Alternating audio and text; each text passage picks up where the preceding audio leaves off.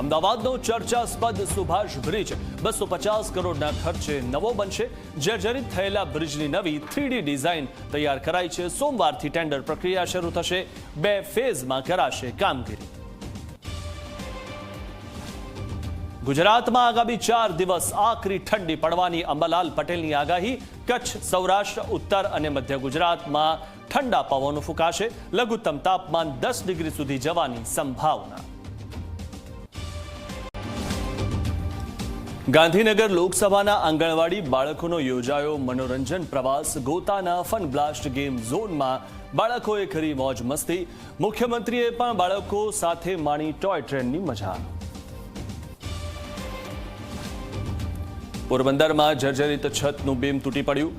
માણેકચોક વિસ્તારમાં લાકડાનું બીમ અચાનક ધરાશયી થયું. રાહદારીઓનો થયો આબાદ બચાવ. મનપાની રિનોવેશન કામગીરી સામે સવાલ ઉઠ્યા.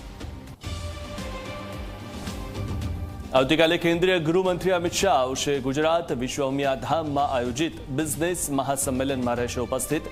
દેશ અને વિદેશમાંથી 20,000 યુવા બિઝનેસમેનો ઉમટી પડશે.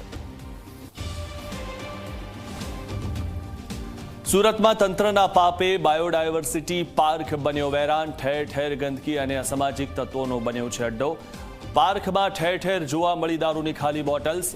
એસએમસીની કામગીરી સામે સવાલ.